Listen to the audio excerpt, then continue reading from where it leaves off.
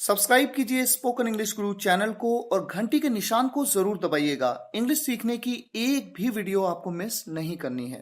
Hi guys, this is Aditya. आप सभी का स्वागत है आज इस वीडियो लेक्चर में, जहां पर हम इंग्लिश की कुछ बेसिक चीजों की जानकारी लेंगे। कुछ छोटी छोटी बातें जिनके बारे में शायद आपको पहले से ना पता हो। आप हो सकता है बेसिक लेवल पे हो सकता है एडवांस लेवल पे। आपको ऐसा भी लगेगा कि ए से लेकर जेड तक ये तो बहुत छोटी सी चीज है, ये हमें पता है, लेकिन फिर भी कुछ ऐसी चीजें आपके सामने जरूर आएंगी, मैं आपको यकीन दिलाता हूं, जिनके बारे में आपको पहले से पता नहीं होगा। तो मैं आपसे रिक्वेस्ट करूंगा इस वीडियो लेक्चर को आप एंड तक जरूर देखिएगा, बहुत ही इंटरेस्टिंग वीडियो है। यहां पर देखिए कुछ क्वेश्चंस आपके सामने हैं। सबसे पहला क्वेश्चन, अल्फाबेट कितने होते हैं इंग्लिश में? इंग्लिश में कितने अल्फाबेट हैं? आप में से अधिकतर स्टूडेंट्स का आंसर होगा 26। हालांकि इस बात को मैंने एक वीडियो लेक्चर में कवर भी किया है। 26 अल्फाबेट्स नहीं होते हैं। कितने होते हैं ये बात मैं आपको बताऊंगा।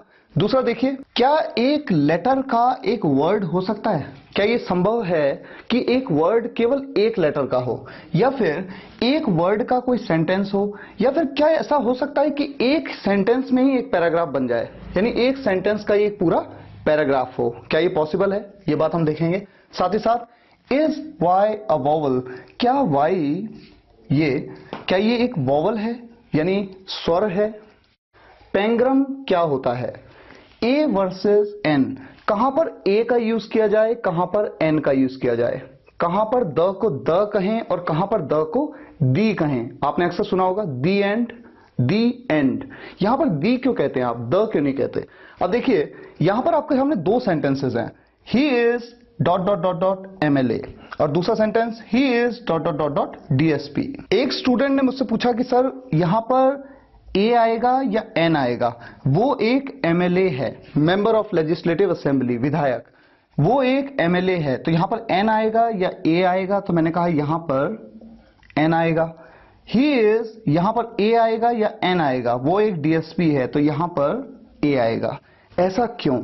आप में से कई स्टूडेंट्स ये भी सोचेंगे कि यहां पर एम और डी ये दोनों ही कॉन्सोनेंट्स हैं, यानी व्यंजन है, तो दोनों से पहले ए आना चाहिए, लेकिन ऐसा नहीं है।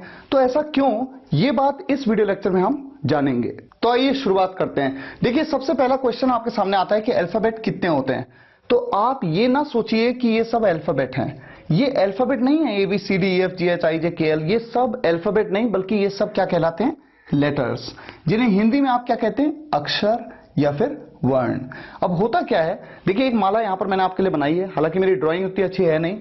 यहां पर ये सभी फूल हैं और उनकी ये माला है। मैं आपसे पूछता हूं कि ये क्या है, ये क्या है, ये क्या है? तो ये सभी क्या है? फूल हैं, फ्लावर। इन फूलों का ये ग्रुप, इन सभी फूलों से मिलकर के जो ग्रुप बना उसका नाम है माला। ठीक उसी तरह से इन सभी अक्षरों से मिलकर के जो ग्रुप बना उसका नाम है अक्षरमाला। क्योंकि इन्हें वर्ण भी कहते हैं तो कहा जाता है वर्णमाला। इन सभी लेटर्स का ये ग्रुप, ये कहलाता है वर्णमाला या अक्षरमाला, जिसे आप इंग्लिश में अल्फाबेट कहते हैं। तो अल्फाबेट तो एक ही है, अल्फाबेट मतलब ग्रुप। लेटर्स हैं आपके सामने 26। किसी भी लैंग्वेज में एक ही अल्फाबेट होता है, चाहे वो हिंदी है, चाहे वो इंग्लिश है, चाहे वो पंजाबी, गुजराती, कोई भी लैंग्वेज, कोई भी भाषा हो, कोई भी बोली हो। तो कोई आपसे पूछेगा कि अल्फाबेट कितने होते हैं, तो आप कहोगे किसी भी लैंग्वेज में अल्फाबेट एक ही होता है। जैसे हिंदी में अ से लेकर अह तक, क से लेकर ज्ञ तक, क ख ग घ ङ च छ ज ज ञ, ये सब क्या हैं? ये सब लेटर्स हैं, यानी अक्षर हैं, और इनका जो ग्रुप होता है उसे कहा जाता है अल्फाबेट। इंग्लिश अल्फाबेट में ए, ई, आई, ओ और यू, ये 5 होते हैं वॉवल्स। वॉवल्स क्या हैं? जिन्हें हिंदी में आप कहते हैं स्वर। कौन से बताए मैंने आपको? ए, ई, आई, ओ और यू। इसके अलावा जितने भी बच गए वो कहलाते हैं कॉन्सोनेंट्स। कॉन्सोनेंट यानी व्यंजन। रेस्ट 21, बचे हुए 21, ये तो 5 हैं, 5 प्लस 21 कितने हो गए टोटल? 26। अब हमारे सामने जो सबसे बड़ा सवाल है वो ये कि वाई एक वॉवल है या नहीं। मैंने आपको बताया वॉवल्स कौन से हैं, ये 5, बाकी सब क्या है? कॉन्सोनेंट हैं। तो ये तो कंफर्म है कि वाई एक वॉवल नहीं है। तो कोई आपसे पूछे कि वाई वॉवल है, आप कहते हो नहीं है, लेकिन वाई का यूज कई बार वर्ड्स में एक वॉवल की तरह हो जाता है। इसका क्या मतलब है, ऐसा आपने अक्सर सुना होगा, लेकिन हो सकता है आपको इसके बारे में ना पता हो। तो इस कॉन्सेप्ट को समझने के लिए मैंने आपके सामने देखिए यहां पर साउंड लिखे हैं, तो एक एक करके सभी साउंड्स के बारे में हम पहले देख लेते हैं। जब भी किसी वर्ड में ए आता है, चाहे बीच में आए चाहे शुरुआत में आए, जैसे शुरुआत में आ रहा है या फिर बीच में आए, ऐसे में एक एक कौन कौन से साउंड निकल के आते हैं। हर साउंड से रिलेटेड दो वर्ड मैंने आपके सामने लिए हैं। अ से रिलेटेड अलर्ट और अग्री, आ से रिलेटेड आर्ट आफ्टर, ए से रिलेटेड नेम एप, ए से रिलेटेड ए, ये तो था ए, एप जिसका मतलब होता है लंगूर, एंग्री ए एंग्री, और मैन। ए से रिलेटेड रेयर या फिर केयर। ओ से रिलेटेड ये है ओ, ऑसम या फिर टॉल। तो ये सभी आ रहे हैं ए के साउंड। बी का ब साउंड, ब साउंड आता है बॉल बिल। सी का स साउंड सेल आइस। क साउंड कैट मैक, देखिए क साउंड आ गया। डी का ड साउंड, पहला वाला साउंड है डियर और दिल्ली में। जब द का साउंड कब आता है, जैसे आप कहते हैं दिल, या फिर किसी जगह का नाम ले रहे हैं आप, देहरादून आप कह रहे हैं देहरादून, द। ई का साउंड, ई के तीन साउंड, छोटी ई का साउंड इंग्लिश एग्जाम्पल, ई इंग्लिश एग्जाम्पल। बड़ी ई का साउंड ही बी, और ए का साउंड ए एंट्री या फिर एक्स्ट्रा। एफ का साउंड है फ का साउंड, फ फिल अफार। जी का साउंड ग का या ज का, ग के साउंड के दो एग्जाम्पल देखिए, गिव ग का साउंड जग, या फिर ज का एग्जाम्पल ज। मैजिक जिम, यहां पर आप देख सकते हैं शुरुआत में भी आ रहा है, बीच में भी आ रहा है, कहीं एंड में भी आ रहा है, अलग अलग साउंड निकल के आ रहे हैं। अब बात करते हैं एच की, ह का साउंड होटल, या फिर आप कहते हैं ओह, ओह में ह का साउंड। अब देखिए आई, आई के चार साउंड, पहला साउंड है आई हाइड, आई आया ना, हाइड हा इड आ ई हाइड आइस। छोटे ई का साउंड इट सिन। आई का साउंड हाय हाय हाय हाय रिटायर, और अ का साउंड थर्ड और शर्ट में। गाइस, आप में से अधिकतर स्टूडेंट्स जरूर ये सोचते होंगे कि क्या किसी वर्ड में कोई पर्टिकुलर लेटर बीच में आया, शुरुआत में आ गया या लास्ट में आया, ऐसे में क्या साउंड का कोई रूल होता है? गाइस, ऐसा कुछ नहीं है। कुछ रूल्स होते जरूर हैं, लेकिन सभी के साथ ये अप्लाई नहीं होते हैं। अब लेते हैं अगले लेटर्स को। जे का साउंड ज का साउंड ज। जॉइन अजार, अजार का मतलब होता है अध खुला, आधा खुला हुआ। के का क साउंड काइट मेक। एल ल साउंड लव बल्ब, ल आ रहा है। एम का म साउंड मदर एम। एन का न साउंड नवंबर आंट। ओ के, ओ चूंकि एक वॉवल है, तीन अलग अलग साउंड ओ अ, इसको आप ध्यान से सुनिएगा ओ अ। तो देखिए सबसे पहले ओ से रिलेटेड ओनली मोर। कई बार स्टूडेंट्स इसे ओनली कहते हैं, ओनली ओ तो ये वाला साउंड है, लेकिन ये होता है ओनली ओ। मोर ओनली ये है स्टॉप ऑन, ओ साउंड, ओ का साउंड। और अब अ का साउंड अकर, ये वर्ड है अकर सन। पी का साउंड प की ध्वनि प पेन अप्रैल प। क्यू क की ध्वनि क्वीन, क का साउंड आ रहा है इक्वल, क का साउंड।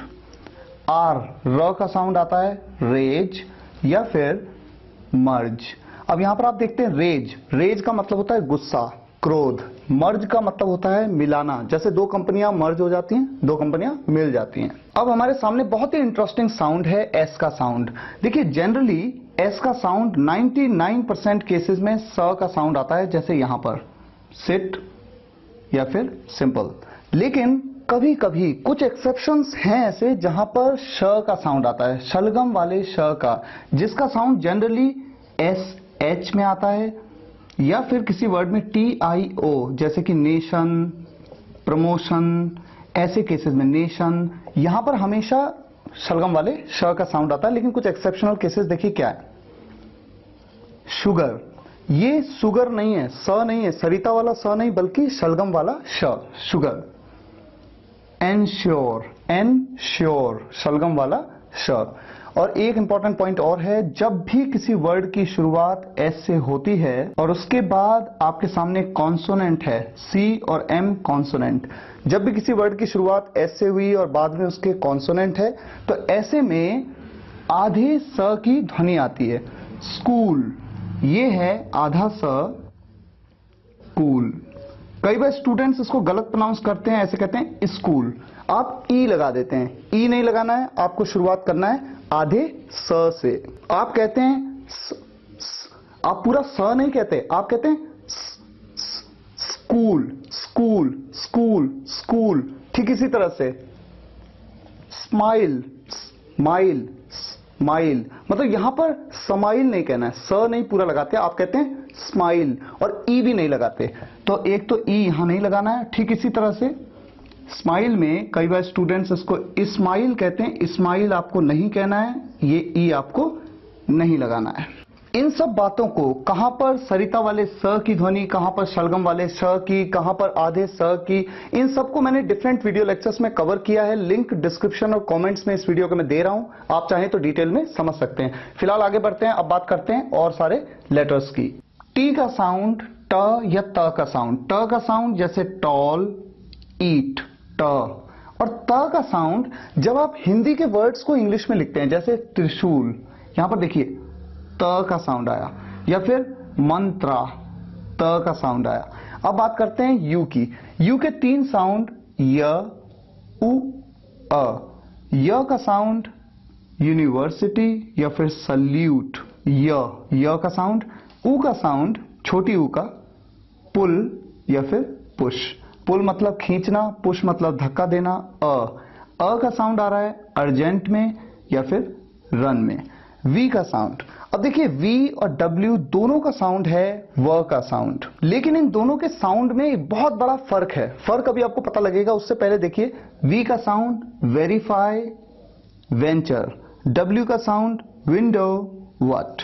अब देखिए जब आप वी का साउंड बोलते हैं, वी का, तो वी होता यह कि आपके ऊपर के दांत अंदर जो आपके होंठ हैं, होंठ के अंदर के हिस्से को हल्का सा टच करते हैं। जब आप कहते हैं verify, verify, verification, venture, well, V से रिलेटेड जितने भी वर्ड्स आपके सामने आएंगे, वी का व साउंड हमेशा आपके ऊपर वाले दांत आपके होंठ के अंदर के हिस्से को, नीचे वाले होंठ के अंदर के हिस्से को टच करेंगे। वी। और देखिए जब आप करते हैं डब्ल्यू का साउंड, डब्ल्यू के साउंड में आप ध्यान दीजिएगा, हमेशा आपका जो माउथ है, आपका जो मुंह है, वो गोल हो जाता है। आप कहते हैं what are you doing, what, why, where, या फिर विंडो, और इस तरह से बोला जाता है विंडो, व्हाट, व्हाई, वेयर। तो डब्ल्यू में मुंह गोल हो जाएगा और वी में ऊपर के दांत नीचे के होंठ के अंदर के हिस्से को टच करेंगे। फिलहाल नेक्स्ट पे मूव करते हैं। अब हमारे सामने एक्स, वाई और जेड। एक्स के तीन साउंड, पहला साउंड है ए का साउंड, एक्स-रे, एक्स बॉक्स। दूसरा साउंड है ज का साउंड।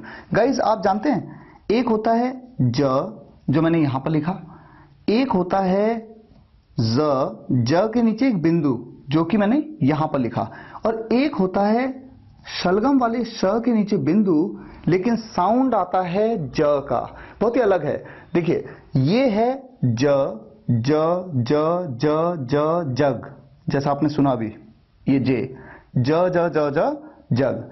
ये क्या है, ज ज ज ज जू, ज ज ज ज जिप, जिप, जिप नहीं बल्कि जिप। बोलना कैसे है एक सेपरेट वीडियो लेक्चर में मैं इसको कवर करने वाला हूं।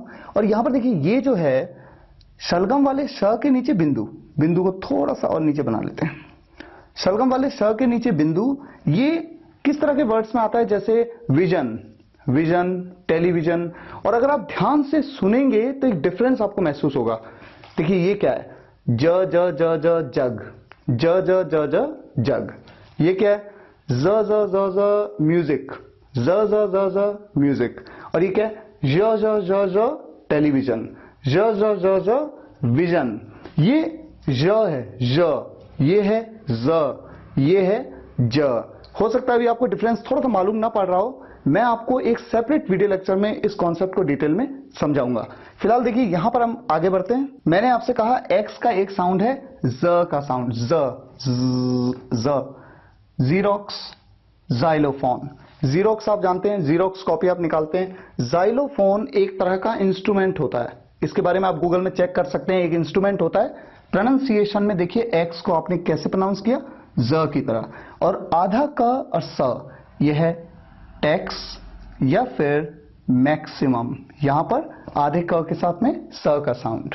अब हमारे सामने एक इंपॉर्टेंट लेटर है, जिस लेटर को हम कह रहे थे कि ये वॉवल है या नहीं। मैंने आपको बताया वॉवल तो ये नहीं है, लेकिन कब ये वॉवल की तरह एक्ट करता है। गाइस ये वॉवल नहीं है, लेकिन वॉवल की तरह एक्ट करता है किसी कंडीशन में। क्या कंडीशन है, उससे पहले देखिए तीन साउंड ये जनरेट करता है। य का साउंड जैसे यहां पर यल, ईयर।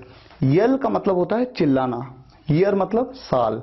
इन दोनों जगह पे ये य का साउंड जनरेट करता है। कई बार स्टूडेंट्स कंफ्यूज होते हैं। यहां पर देखिए ईयर ऐसे लिखा जाएगा, साउंड किसका आ रहा है, य का। ये ईयर नहीं है, ईयर बोलेंगे तो कान, ईयर नहीं, ईयर, ईयर, ईयर। और दूसरा देखिए ई का साउंड, छोटे ई का, बाइसिकल, सिकल, आई का साउंड, छोटे शॉर्ट आई का साउंड यानी ई का साउंड। मिस्टिक, ई का साउंड, मिस्टिक का मतलब होता है गुप्त, सीक्रेट। और अब देखिए बड़ी ई का साउंड, बेबी या फिर एवरी। यहां पर बड़ी ई का साउंड आया। और ये है ज का साउंड, जू, जिप। गाइस इसे अक्सर स्टूडेंट्स गलत प्रोनाउंस करते हैं, इसे वो प्रोनाउंस करते हैं ज, जैसा मैंने आपको बताया। तो एक तो कॉन्सेप्ट आपने समझा कि ये कॉन्सेप्ट आपको समझना पड़ेगा, एक तो ये। दूसरा, सरिता वाले स और शलगम वाले श के बीच के डिफरेंस को आपको समझना बहुत जरूरी है। तीसरा, हमने देखा V और W के साउंड में एक डिफरेंस है, V एंड W साउंड। और चौथा, आधे स का साउंड। एक तरह से इस टॉपिक को भी ले लेते हैं, आधे स का साउंड। सेपरेट वीडियो लेक्चर्स में मैंने इसको और इस टॉपिक को कवर किया है। इस टॉपिक को और इस टॉपिक को, इन दोनों टॉपिक्स को जल्द ही मैं आपके लिए कवर करूंगा।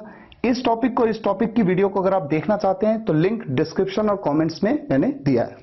अब यहां पर जो हमारा क्वेश्चन था कि वाई एक वॉवल की तरह एक्ट कब करता है, जब वाई का प्रोनाउंसिएशन, वाई का उच्चारण जब ई या ई की तरह हो किसी वर्ड में, तो वहां पर वो एक वॉवल की तरह वर्क करता है।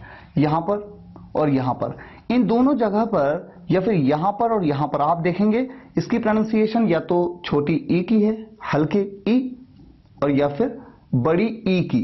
तो डबल ई का साउंड आप समझ सकते हैं, या लॉन्ग आई का साउंड कह सकते हैं, या फिर से शॉर्ट आई का साउंड कह सकते हैं। और जब भी किसी वर्ड में वाई का साउंड आए, य का साउंड, जैसे कि यहां पर आया, तो ऐसे केस में ये एज अ वॉवल एक्ट नहीं कर रहे हैं। तो यहां पर वॉवल ये एक्ट नहीं कर रहे हैं और इन चारों वर्ड में ये एक्ट कर रहे हैं। ये बात आगे इस वीडियो लेक्चर में जब मैं इस कॉन्सेप्ट को आपको बता रहा हूं, अभी जस्ट मैं इसको स्टार्ट करता हूं, तब ये भी आपके सामने आएगा।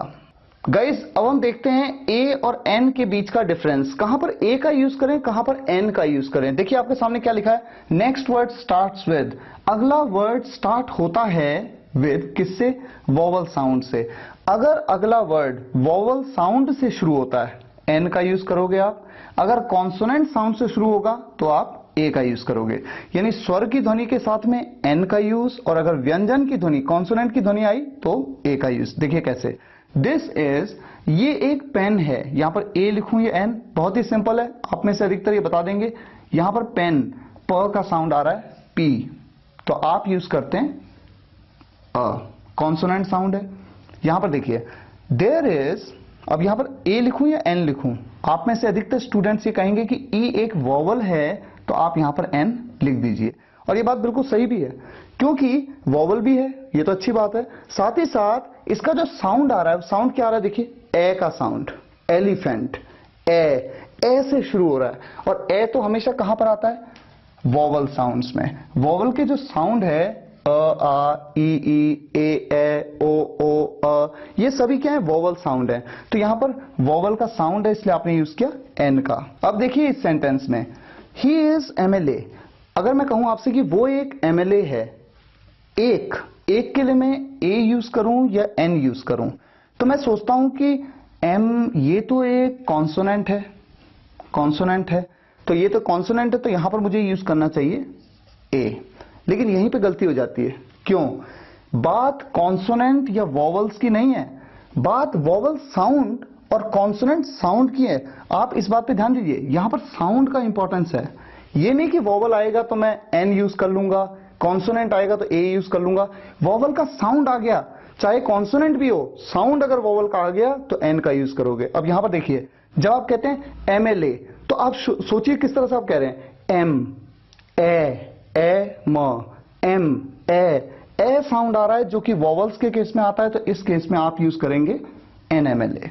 लेकिन इस सेंटेंस की अगर हम बात करते हैं तो गाइस यहां पर आप देखिए, वो एक डीएसपी है, डीएसपी, डी, ड से शुरू हुआ, और ड क्या है? ये एक कॉन्सोनेंट साउंड है। तो चूंकि ये कॉन्सोनेंट साउंड है, तो कॉन्सोनेंट साउंड के केस में आप क्या यूज करेंगे? ए का यूज करेंगे। 3 सेंटेंस और आपके सामने। पहला सेंटेंस है आई विल कम, मैं आऊंगा 1 साल में। इन अ लगाऊं या एन लगाऊं? तो देखिए वाई साउंड क्या निकल के आ रहा है? इंपॉर्टेंट साउंड है। ये नहीं है कि वाई एक्ट करता है एक वॉवल की तरह, तो वाई के साथ में आप एन लगा देंगे, ऐसा नहीं है। आप साउंड के बारे में सोचिए। मैंने आपको बताया था कि ईयर, य साउंड आता है, ईयर, य साउंड, ईयर। तो ऐसे केस में चूंकि य साउंड तो एक कॉन्सोनेंट साउंड है, इसलिए आप यूज करेंगे ए का। दिस इज, अब यहां पर यूनिवर्सिटी, यहां पर भी य का साउंड आ रहा है, य, तो ऐसे केस में आप यूज करेंगे अ का। यू विल गो, आप जाओगे इन एन आवर, क्योंकि यहां पर एच, भले ही एच यहां पर, कहां है एच? ये एच यहां पर एक कॉन्सोनेंट है, लेकिन साउंड की अगर हम बात करें तो साउंड क्या आ रहा है? आवर, आ का साउंड है, जो कि एक वॉवल साउंड है, तो आप यूज करते हैं एन का। और ठीक यही कॉन्सेप्ट गाइस द और दी पे भी अप्लाई होता है। नेक्स्ट वर्ड की शुरुआत अगर एक वॉवल साउंड से हो तो आप कहते हैं द, अगर कॉन्सोनेंट साउंड से हो तो आप कहते हैं दी। कहते हैं, लिखते की बात नहीं हो रही है, लिखते तो आप हमेशा ऐसे ही हैं, THE हमेशा ऐसे ही लिखा जाता है, लेकिन बोलने की बात है, आप किस तरह से प्रोनाउंस करते हैं, उच्चारण करते हैं। THE द की तरह या फिर दी की तरह, किस तरह से प्रोनाउंस करें। तो देखिए आपने अक्सर सुना होगा, जब भी कोई मूवी एंड होती है, वीडियो एंड होती है, कुछ भी चीज एंड होती है, तो आप कहते हैं दी एंड। आप इसे किस तरह से बोलते हैं? आप इसे कहते हैं दी एंड। दी क्यों कहते हैं आप? क्योंकि अगले वर्ड की शुरुआत कैसे साउंड से हुई? वॉवल साउंड से। देखिए दी एंड, एंड, ए, ये कैसा साउंड है? Vowel sound. ई का vowel sound, the end. The university, यहां पर आप यू, ये देखते हैं आप, वॉवल है, वॉवल तो है, लेकिन वॉवल का साउंड नहीं है, क्योंकि यहां पर यू का साउंड कौन सा आ रहा है? Consonant sound. तो यहां पर आप इसे दी नहीं बल्कि केवल द ही प्रोनाउंस करते हैं। और यहां पर सिंपल है, आप इसे कहेंगे the pen, the pen, the university, the end. यहां पर द क्यों कहेंगे? क्योंकि पी जो है ये एक कॉन्सोनेंट साउंड है। गाइस अब हम बात करते हैं हमारे अगले पॉइंट्स की। तीनों पॉइंट्स को एक बार में क्लियर करते हैं। देखिए लेटर्स यानी अक्षर, लेटर्स एक या एक से ज्यादा लेटर्स से मिलकर के बनते हैं वर्ड्स, जिन्हें आप शब्द कहते हैं, और एक या एक से ज्यादा वर्ड से मिलकर बनते हैं सेंटेंसेस, जिन्हें आप वाक्य कहते हैं, और एक से ज्यादा सेंटेंसेस से मिलकर बनते हैं पैराग्राफ, जिन्हें आप अनुच्छेद कहते हैं। आप में से अधिकतर स्टूडेंट्स इस बारे में जानते होंगे, फिर भी बेसिक लेवल के स्टूडेंट्स को समझाने के लिए एक पैराग्राफ मैंने आपके सामने रखा है। Rahul is a nice person, Rahul एक अच्छा व्यक्ति है। He helps me in need, वो जरूरत पड़ने पे मेरी मदद करता है। ही प्लेज फुटबॉल, वो फुटबॉल खेलता है। अब यहां पर कितने लेटर्स हैं? 1 2 3 4 5 6 7 8 9 10 11 12 13 14 15 16 17 18, इस तरह से जब आप गिनते हैं 48 लेटर्स इन टोटल आप देखते हैं इस पैराग्राफ में। वर्ड्स, कितने वर्ड्स हैं? 1 2 3 4 5 6 7 8 9 10 11 12 13 वर्ड्स। सेंटेंसेस कितने? 1 2 3, 3 सेंटेंसेस। गाइस, आप में से अधिकतर स्टूडेंट्स ये तो जानते होंगे कि कोई भी सेंटेंस या तो एक फुल स्टॉप से, क्वेश्चन मार्क से या एक्सक्लेमेशन मार्क से एंड होता है, लेकिन आप में से कितने स्टूडेंट्स एक्चुअली ये जानते हैं कि सेंटेंस होता क्या है? सेंटेंस एक कंप्लीट मैसेज होता है। मैंने आपसे कोई बात पूछी या मैंने आपको कोई बात बताई या मैंने अपनी फीलिंग्स को किसी तरह से आपके साथ बयां किया, ये एक कंप्लीट मैसेज होना चाहिए। फॉर एग्जाम्पल, मैं आपसे कहता हूं कि क्या आप ऑफिस जा रहे हो, और आप कहते हो मेरा मोबाइल। अब देखिए, मैंने आपसे पूछा क्या आप ऑफिस जा रहे हो, मेरी बात तो आप तक कंप्लीट पहुंच गई, तो मेरा सेंटेंस कंप्लीट है। मेरा जो स्टेटमेंट है या मेरा जो क्वेश्चन है वो तो एक सेंटेंस है। लेकिन आपने कहा मेरा मोबाइल।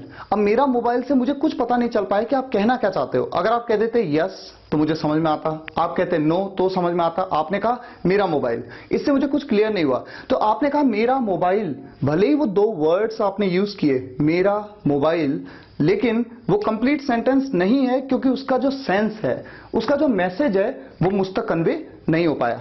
तो अब देखिए, यहां पर मैंने एक एग्जांपल आपके सामने लिखा है। मैं आपसे कहता हूं are you going to office today, क्या आज आप ऑफिस जा रहे हो? मेरी बात आपको समझ में आ गई। आपने कहा नो, मेरे को भी समझ में आ गया कि आप कहना चाहते हो कि मैं ऑफिस नहीं जा रहा हूं। आपने पूरा एक सेंटेंस बनाने के बजाय कि no I am not going to office, आपने सिंपली इतना कहा नो। लेकिन एक वर्ड होते हुए भी ये कंप्लीट सेंटेंस है, क्योंकि इसका सेंस मुझे क्लियर हो गया। अब मैं आपसे कहता हूं तो मैं आपके साथ चेस खेलने आऊं, शतरंज खेलने आऊं, सो शैल आई कम टू प्ले चेस? और आप कहते हैं श्योर, क्यों नहीं, पक्का आओ, क्यों नहीं। तो ये एक एक्सप्रेशन ऑफ फीलिंग है, इसलिए यहां पर एक्सक्लेमेशन मार्क का आपने यूज किया है। यहां पर ए बी, ए ने कहा, बी ने कहा, फिर ए ने कहा और फिर बी ने कहा, इस तरह से। इन दोनों में अगर आप देखें, मैंने आपसे कहा था क्या एक लेटर का एक वर्ड हो सकता है? बिल्कुल हो सकता है, क्योंकि देखिए यहां पर ये एक लेटर है, सिंगल लेटर, और ये अपने आप में एक कंप्लीट वर्ड है। हमने इसे वर्ड में काउंट किया। और यहां पर देखिए ये एक वर्ड है, सिंगल वर्ड, लेकिन अपने आप में एक कंप्लीट सेंटेंस है। ये भी अपने आप में एक कंप्लीट सेंटेंस है सिंगल वर्ड का। तो एक लेटर का एक वर्ड हो सकता है और एक सिंगल वर्ड का भी एक सेंटेंस हो सकता है। अब एक एग्जांपल लेते हैं, एक सेंटेंस का क्या एक कंप्लीट पैराग्राफ हो सकता है? लेकिन उससे पहले आपको यह समझना होगा कि पैराग्राफ होता क्या है। मान लीजिए मैं आपको कोई स्टोरी बता रहा हूं। मेरा एक दोस्त है राहुल, वो दिल्ली गया। Rahul went to Delhi, he did MBA। उसने क्या किया? MBA किया। फिर उसने जॉब की, फिर वो मुझसे मिला, फिर उसने मुझे एक किताब दी, मैंने पढ़ाई की, कुछ बातें हुई। राहुल के बारे में मैंने कुछ बातें बताई। अब राहुल की बातें यहां पर खत्म हो गई। मान लीजिए इसमें 1 2 3 4 5 सेंटेंसेस कवर हो गए। अब इसके बाद एक लाइन का गैप देके फिर मैंने अपने बारे में बताना शुरू किया। आई डिड जॉब देयर, मैंने वहां जॉब की, फिर कुछ हुआ, फिर कुछ हुआ, फिर कुछ हुआ। इस तरह से मैंने 4 सेंटेंसेस इसमें भी कवर कर लिए। अब ये होने के बाद फॉर एग्जाम्पल अब मैं बात करने लगा देहरादून की। देहरादून का मौसम कैसा है, देहरादून में क्या हो रहा है, इस तरह से मैंने इससे रिलेटेड भी 3-4 सेंटेंसेस बना लिए। तो हर बार जब मैं एक थीम को बदल रहा हूं, पहले मैं बात कर रहा हूं राहुल की, फिर अब राहुल से हट गया टॉपिक, अब मैं बात कर रहा हूं अपने बारे में, फिर हट गया टॉपिक, अब मैं बात कर रहा हूं देहरादून के बारे में। तो ये 3 अलग अलग थीम हैं। तो जहां पर एक पूरा पैराग्राफ कंप्लीट होता है, यानी वहां पर एक पूरी थीम कंप्लीट होती है, और फिर उसके बाद दूसरा पैराग्राफ शुरू, फिर उसके बाद तीसरा पैराग्राफ शुरू। तो इस तरह से एक आर्टिकल होता है। तो अब मैं आपके सामने एक ऐसा सेंटेंस रखता हूं जो अपने आप में एक कंप्लीट पैराग्राफ है, कंप्लीट थीम है, लेकिन इतना लंबा हम उसको बना सकते हैं जो वो पैराग्राफ जैसा लगे भी। हालांकि ये जरूरी नहीं है, जैसा मैंने आपको बताया, जरूरी नहीं है पैराग्राफ में हो सकता है केवल 3 सेंटेंस हो, 2 सेंटेंस हो, और केवल 1 सेंटेंस भी हो सकता है। देखिए एक सिचुएशन लेते हैं, मान लीजिए मुझे स्कूल जाना था और मैं चला गया सिनेमा हॉल मूवी देखने के लिए। लेटेस्ट मूवी रणबीर कपूर की एक मूवी को देखने के लिए मैं चला गया। मेरे फादर ने मेरे को बगल की दुकान से देख लिया और मैं डर गया कि कहीं वो मुझे डांटेंगे, लेकिन उन्होंने कोई रिएक्ट नहीं किया।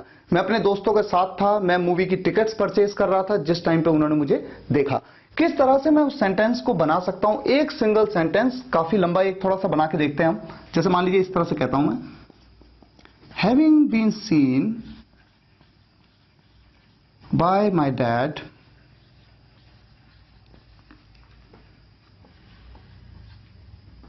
who was standing at a shop next to the cinema hall where I was buying tickets along with my friends, अपने दोस्तों के साथ, along with my friends। Basic level के स्टूडेंट्स को थोड़ा सा डिफिकल्ट लगेगा, कोई बात नहीं, धीरे धीरे आप इंग्लिश सीखते जाते हैं, लेकिन एडवांस लेवल के स्टूडेंट्स देखें किस तरह से सेंटेंस को बनाया जा रहा है। मैं क्या कह रहा हूं, having been seen by my dad, अपने पापा के द्वारा देखे जाने के बाद, who was standing at a shop next to the cinema hall, जो खड़े थे, कहां पर खड़े थे, at a shop, एक दुकान पर, next to the cinema hall, बगल में, सिनेमा हॉल के बगल में एक दुकान थी, उस पर खड़े थे। where, सिनेमा हॉल में मैं क्या कर रहा था, where I was buying tickets along with my friends for the movie I got scared।